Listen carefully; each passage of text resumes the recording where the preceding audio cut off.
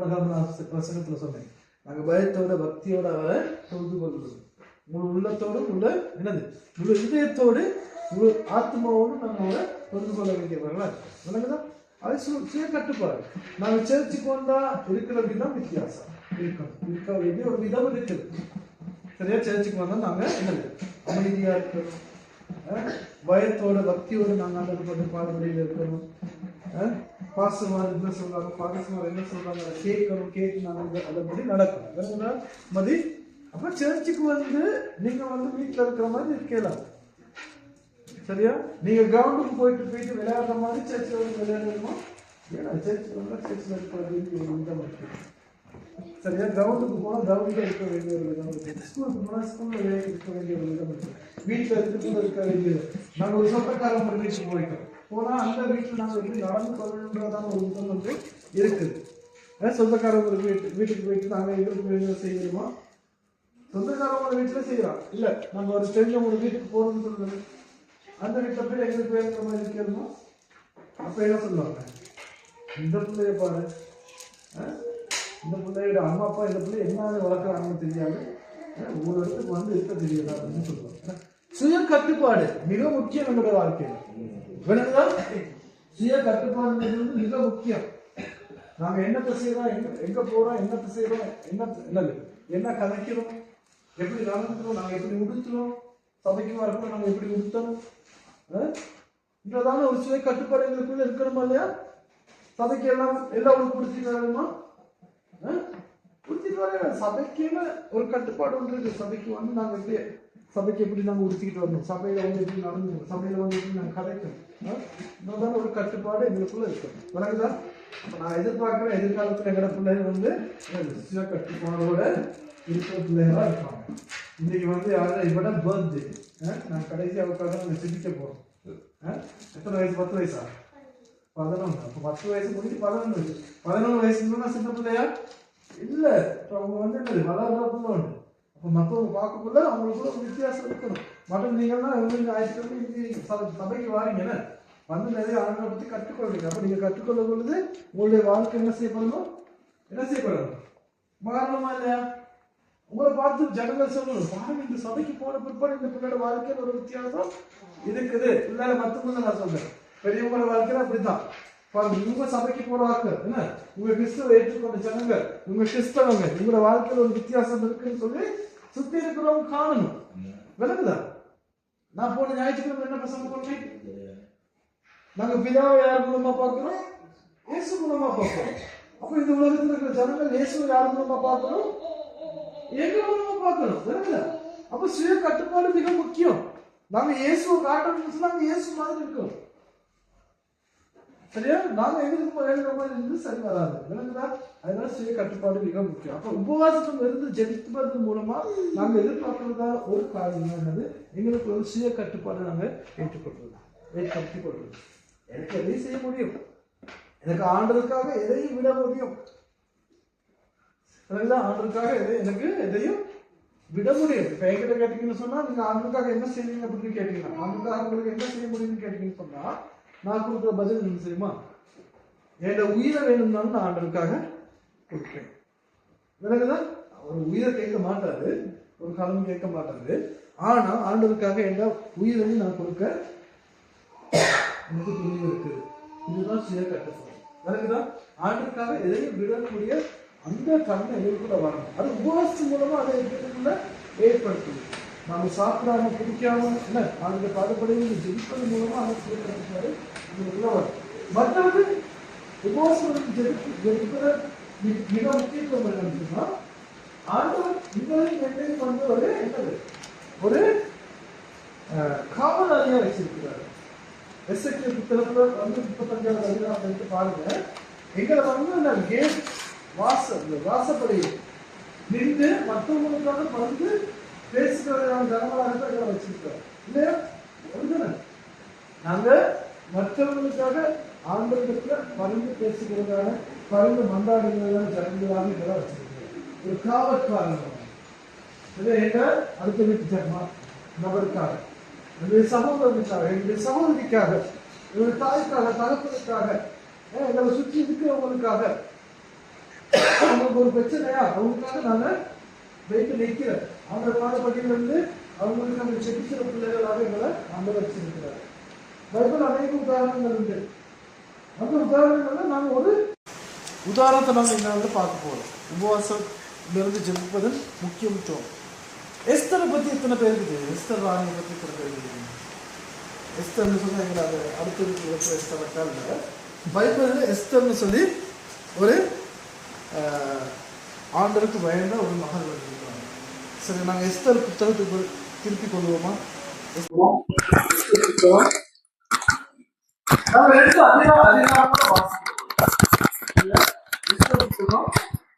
நான்காம் அதிகாரம் 5ஆம் அதிகாரம் இந்த 2 அதிகாரங்களையும் நாங்கள் வாசிப்போமா? நாங்கள் மாறி மாறி வாசிக்க போறோம். சரியா? இந்த இடத்துல நாங்கள் நிறைய பேர் இருக்கிறோம். பிள்ளைகள் திருப்பி கொள்ளுங்க. நாங்க எஸ்தர் புத்தகம் 4ஆம் அதிகாரத்தை நாங்கள் முதல்ல வாசிப்போமா? யாராவது ஒருத்தர் வாசிங்க பார்ப்போம். ஃபர்ஸ்ட் எஸ்தர் 4ஆம் அதிகாரம் 1வது வசனத்துல இருந்து. ஓகே, பாருங்க இந்த இடத்துல என்ன நடக்குது. மொர்தெகாய் வந்து வெட்டி உடுத்திக்கிட்டு கதறி கொண்டு இருக்கிறார். என்ன ஏன் கதறி கொண்டு இருக்கிறார்?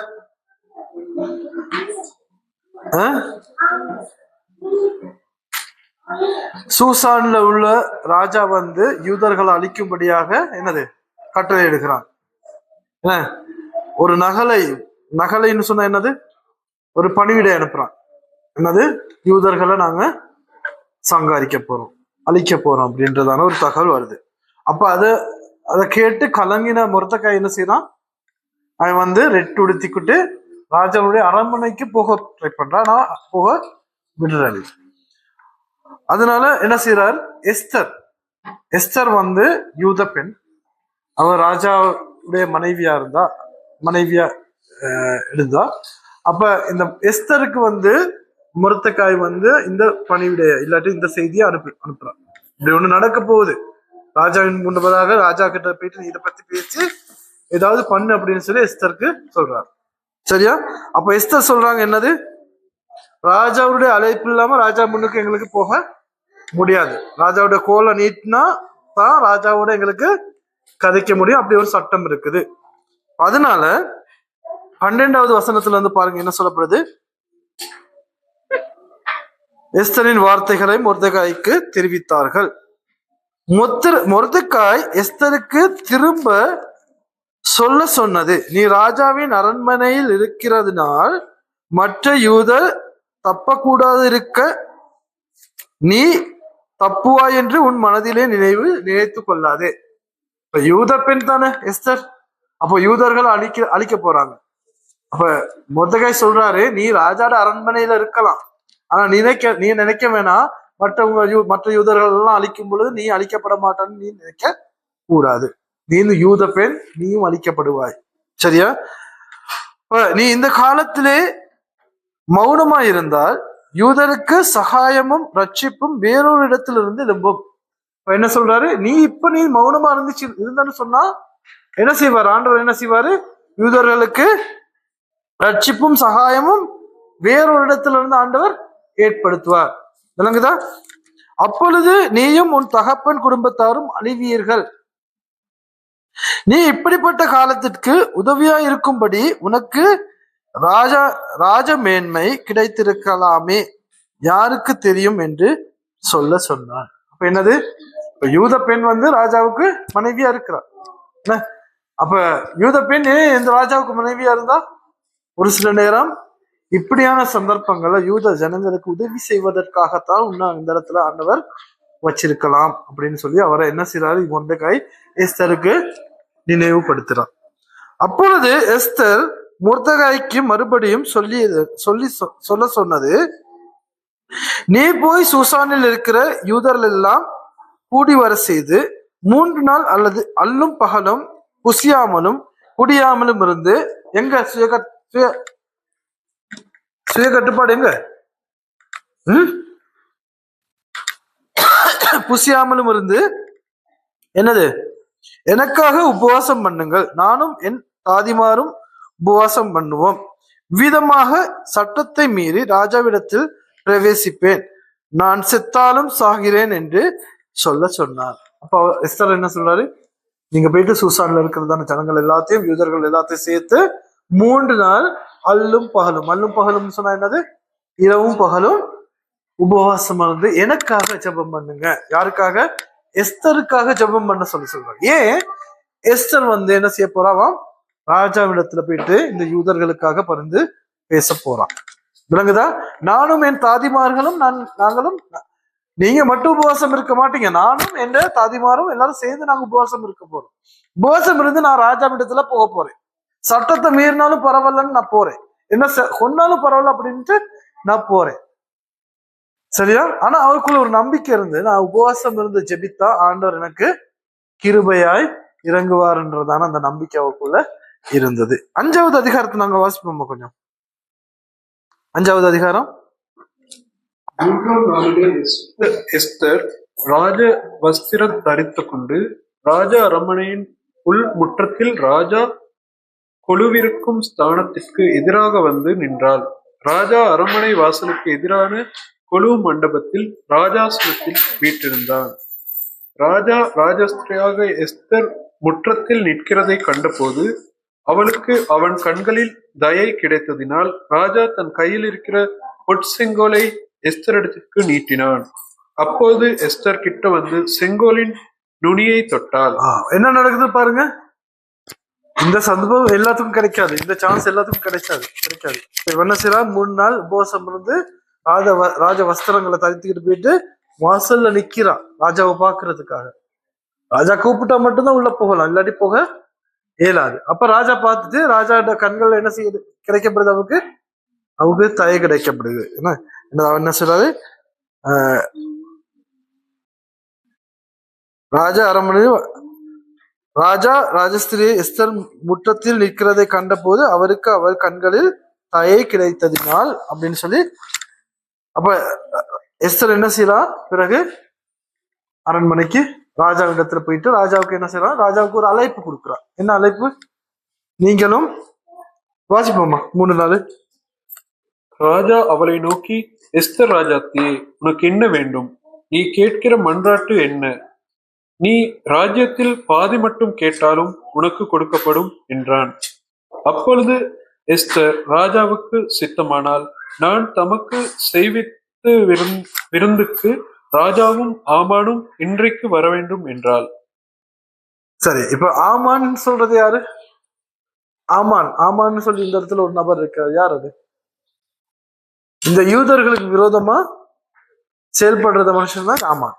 சரியா? அப்ப எஸ்தர் என்ன சொல்ற, நீங்களும் ஆமானும் 2 பேரும் இன்றைக்கு எங்களுக்கு நான் ஆயத்தப்படுத்துறதான விருந்துல நீங்க கலந்து கொள்ளணும். விளங்குதா? சரி, அதுக்கு வாசிப்ப பார்ப்போம். அப்பொழுது ராஜா எஸ்தர் சொற்படி செய்ய ஆமானை தீவிரத்து வரும்படி சொல்லி எஸ்தர் செய்த விருந்துக்கு ராஜாவும் ஆமானும் வந்தார்கள். விருந்திலே திராட்சரசம் பரிமாறப்படுகையில் ராஜா எஸ்தரை பார்த்து, உன் வேண்டுதல் என்ன? அது உனக்கு கொடுக்கப்படும். நீ கேட்கிறது என்ன? நீ ராஜ்யத்தில் பாதுகாப்பு கேட்டாலும் கிடைக்கும் என்றார். அதற்கு எஸ்தர் பிரதியுத்தரமாக, ராஜாவின் கண்களில் எனக்கு தீர்வை கிடைத்தது. என் வேண்டுதலை கட்டளையிடவும் என் விண்ணப்பத்தின்படி செய்யவும் ராஜாவுக்கு சுத்தமா இருந்தால் ராஜாவும் ஆமானும் நான் இன்னும் தங்களுக்கு செய்ய போகிற விருந்துக்கு வர வேண்டும் என்பதே என் வேண்டுதலும் என் விண்ணப்பமுமாய் இருக்கிறது. நாளைக்கு ராஜாவின் சொற்படி செய்வேன் என்றார். அன்றைய தினம் ஆமான் சந்தோஷமும் ஆனந்த மகிழ்ச்சியுமாய் புறப்பட்டான். ஆனாலும் ராஜாவின் அரண்மனை வாசலில் இருக்க முட்டைகாய் கணக்கு முன் எழுந்திராமலும் அசையாமலும் இருக்கிறதை ஆமான் கண்டபோது அவன் மொட்டைக்காயின் மேல் உக்கிரம் நிறைந்தவனானான். ஆகினும் ஆமான் அதை அடைத்துக் கொண்டு தன் வீட்டுக்கு வந்து தன் சிநேகிதரையும் தன் மனைவியாகிய அடைத்து தன் ஐஸ்வர்யத்தின் மகிமையையும் தன் பிள்ளைகளின் திரட்சியையும் ராஜா தன்னை பெரியவனாக்கி தன்னை பிரபுக்கள் மேல் ராஜாவின் ஊழியக்காரர்களையும் உயர்த்தின எல்லாவற்றையும் ஆவான் அவர்களுக்கு விவரித்து சொன்னார். பின்னையும் ஆவான் ராஜஸ்திரியாக எஸ்தரை தான் செய்த விருந்துக்கு ராஜாவுடனே கூட என்னை தவிர வேறொருவரையும் அழைக்கவில்லை. நாளைக்கும் ராஜாவுடனே கூட நான் விருந்துக்கு வரவழைக்கப்பட்டிருக்கிறேன். ஆனாலும் அந்த யூதனாகிய மொர்தெகாயின் ராஜாவின் அரண்மனை வாசலில் உட்கார்ந்திருப்பதை நான் காணும் அளவு அவைகள் எல்லாம் எனக்கு ஒன்றும் இல்லை என்றான். சரி, இப்ப நீங்க இதை வாசிச்சுட்டு போங்க, தொடர்ந்து நீங்க வாசிக்கணும் இன்னைக்கு வீட்டுல போயிட்டு. சரியா? அப்ப என்ன நடக்குது? இந்த மொர்தெகாய் யாரு? எஸ்தரோட மாமா. சரியா? அவர் ராஜா அரண்மனையில நின்று இருக்காரு. இந்த ஆமன் யூதர்களுக்கு விரோதமா எழும்புனதான மனுஷன். இந்த மொர்தெகாயை கொல்றதுக்கு ஆமன் ஒரு திட்டத்தை போடுறாரு. நீங்க பாத்தீங்கன்னு சொல்றது தொடர்ந்து வாசிக்கிட்டு போக்குள்ள எஸ்தர் ராஜாவுக்கு முன்னு போயிட்டு யூத ஜனங்களுக்காக மொர்தெகாய்க்காக பரிந்து பேசுகிறார். கடைசியில மொர்தெகாய்க்காக செஞ்சதான அந்த தூக்கு மரத்துல யாரு தொங்க வைக்கிறது? ஆமான அந்த ராஜா தூக்குல விடுறதுக்கு கட்டளையிடுறார். யூதர்கள் காக்கப்படுகின்றார்கள். இதுதான் உண்மை இதுல நடக்குது. இதுல என்ன முக்கியத்துவம்னு சொன்னா, இந்த எஸ்தரை ராஜாவுடைய அரண்மனையிலே ஒரு ராஜ ஸ்திரியாக ஆண்டவர் வச்சது என்னத்துக்காக? இந்த யூதர்களுக்காக, இந்த யூதர்களுக்கு மீட்பு உண்டு பண்ணும்படியாக தான் அவர் ஏற்படுத்தினாரு. சரியா? அப்ப அதுதான்.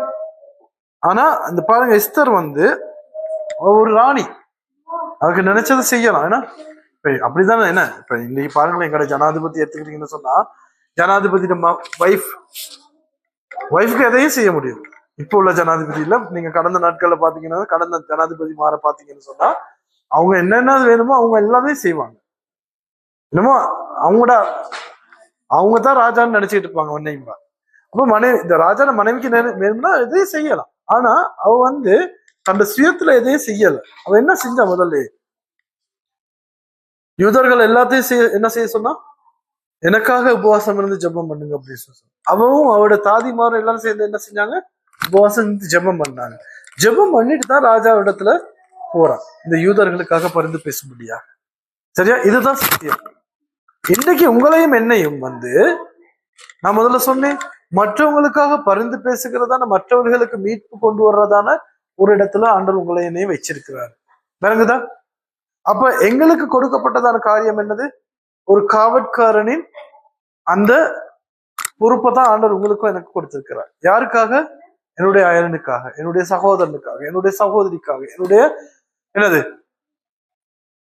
ஜனங்களுக்காக, தேவனுடைய ராஜாவின் வாசப்படியில் நிற்கிறதான ஜனங்களாக உங்களையும் என்னையும் ஆண்டவர் அழைத்திருக்கிறார்.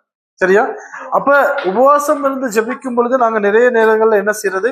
நாங்க ஒரு பட்டியல் ஒண்ணு போட்டுக்கிறோம், லிஸ்ட் ஒண்ணு போட்டுக்கிறோம். ஆண்டவரே எனக்கு அதை கொடுங்க, எனக்கு இதை கொடுங்க, உபவாசம் இருந்து ஜெபம் பண்ணி எப்படியாவது இதை பெற்றுக்கொள்வேன் அப்படின்றதான ஒரு காரியம் எங்களுக்குள்ள இருக்குது. என்ன எங்களுக்கு ஒரு லிஸ்ட் இருக்கும். எனக்கு வாகனம் வேணும், எனக்கு வீடு வேணும், எனக்கு நல்ல பிள்ளைகள் நல்ல ஒரு ஸ்கூலுக்கு போகணும், புள்ள டாக்டர் ஆகணும், இன்ஜினியர் ஆகணும். இதுதான் எங்களோட லிஸ்ட். அதுக்காக தான் நாங்க என்ன செய்வோம்? என் பிள்ளைகளுக்காக நான் உபவாசம் இருந்து ஜெபிக்கிறேன் பாஸ்டர். ஒவ்வொரு வெள்ளிக்கிழமை நான் உபவாசம் இருந்து ஜெபிக்கிறேன். என் கணவருக்கு நல்ல ஒரு தொழில் கிடைக்கணும், எங்களுக்கு நல்ல ஒரு வீடு கட்டி கொள்ள முடியணும், எனக்கு வாகனம் வேணும், என்னோட பிள்ளைகள் டாக்டரா வரணும், இன்ஜினியர் வரணும். இதுக்காக நான் உபவாசம் இருந்து ஜெபிக்கிறேன். இதுக்காக ஆண்டவர் உங்களை வச்சிருக்கிறாரு. நான் முதல்ல சொன்னேன்னா, சுயம் சாகணும். எங்களை சுயத்தை நாங்க என்ன செய்யணும்? சாகடிக்கணும். ஆண்டவர் எங்களை என்னத்துக்கு வச்சுக்கிறாரு? மற்றவங்களுக்காக ஆண்டவருடைய பாதப்படியில் நிற்கிற, எல்லாத்தையும் வாசல் நிற்கிறது அந்த ஜனங்களா ஒரு காவற்காரராக தான் உங்களையும் என்னையும் வச்சிருக்கிறாரு. விளங்குதா? முதலாவது தேவனுடைய ராஜ்யத்தையும் நீதியும் தேடுங்கள், மற்றவைகள் எல்லாம் கூடவே கொடுக்கப்படும். நீங்க தேவனுடைய சித்தத்தை செய்யும் பொழுது தேவன் உங்களுடைய தேவைகளை சந்திக்கிறவரை அழைக்கிறார். விளங்குதா? அப்ப நாங்க எங்களோட லிஸ்ட ஆண்டவர்கிட்ட சொல்லணும்னு தேவை கிடையாது. ஏன்னா ஆண்டவர் நாங்க சொல்றதுக்கு முன்னே எங்களுக்கு என்னென்ன தேவைன்னு தெரிஞ்சிருக்கிறார். ஆனா ஆண்டவர் எதிர்பார்க்கிறார், நானும் நீங்களும் மற்றவர்களுக்காக, எங்களுடைய ஜனங்களுக்காக நான் தேவனுடைய பாசவடியில நிக்கிறேன்னு சொல்லி அவர் பார்த்துட்டு இருக்கிறார். விளங்குதா? அப்ப உபவாசம் இருக்கிறதுல மிக முக்கியமான காரியம் என்னன்னு சொன்னா, நாங்க உபவாசம் இருந்து எங்களுக்காக ஜெபிக்கிறத விட நாங்க மற்றவர்களுக்காக ஜெபிப்பதுதான் மிக முக்கியம். விளங்குதா? அதனால நாங்க இன்னைக்கு என்ன செய்ய போறோம்னு சொன்னா, நாங்க ஜெபம் பண்ண போறோம். சரியா? அன்றைக்கு எஸ்தர் எப்படி அந்த ராஜாவுடைய அரண்மனையில வாசப்படியில போயிட்டு நின்றாலோ அந்த மாதிரி நானும் நீங்களும் இன்றைக்கு தேவனுடைய பாதப்படியில நிக்க போறோம். யாருக்காக? மற்றவர்களுக்காக. நீங்க கொஞ்சம் இப்ப யோசிச்சு பாருங்க, இந்த சபையில யார் யார் இருக்கிறாங்கன்னு கொஞ்சம் யோசிச்சு பாருங்க. ஒரு சிந்தனைக்குள்ள கொண்டு வாங்க. யார் யார் என்னென்ன தேவைகளோட இருக்கிறாங்க அப்படின்னு சொல்லி கொஞ்சம் யோசிச்சு பாருங்க. அந்த ஜனங்களுக்காக நாங்க ஜெபிக்க போறோம். விளங்குதா? மற்றது உங்களுடைய நாட்டுக்காக, உங்களுடைய ஊழியங்களுக்காக, உங்களுடைய சபைகளுக்காக ஜெபிப்பது யாருடைய கடமை? உங்களுடைய என்னுடைய கடமையா இருக்கு. நாங்க என்ன செய்ய போறோம்னு சொன்னா, நாங்க யாவரும் ஜெபம் பண்ண போறோம். சரியா? இன்றைய நாளோட நோக்கம் என்னது? ஜெபம். உபவாச ஜெபம்னு தானே சொல்லுவோம்னா, இப்ப இன்றைக்கு நாங்க ஜெபம் பண்ண போறோம். நாங்க ஒவ்வொரு தேவைகளுக்காக நாங்க ஜெபம் பண்ண போறோம். எத்தனை பேர் ஆயத்தமா இருக்கிறீங்க? ஆமே. நாங்க யாவரும் எழுந்து நிற்போமா? எழுந்து நின்று எங்களுடைய கரங்களை நாங்க பரலோக ராஜ்யத்துக்கு நேராக நீச்சு நாங்கள் ஜெபிக்க போறோம். கர்த்தாவே, எங்களுடைய ஜெபத்தை கேட்டோம் என்று சொல்ல போறோம். நாங்க ஒவ்வொரு காரியத்துக்காகவும் ஜெபிப்போம். நாங்க பொதுவான காரியங்கள் ஒரு சிலவற்றுக்காக நாங்க முதல்ல ஜெபிப்போம். ஜெபித்ததுக்கு பிற்பாடு உங்களுக்கு முடியும், உங்களுடைய ஜெப விண்ணப்பங்கள் என்னன்னு சொல்ல முடியும். விளங்குதா? உங்களுக்கு என்னென்ன ஜெப விண்ணப்பங்கள் இருக்குதோ அந்த ஜெப விண்ணப்பங்களை சொல்லுவோம். நாங்க எல்லாரும் சேர்ந்து அந்த ஜெப விண்ணப்பங்களுக்காக நாங்கள் ஜெபிப்போம்.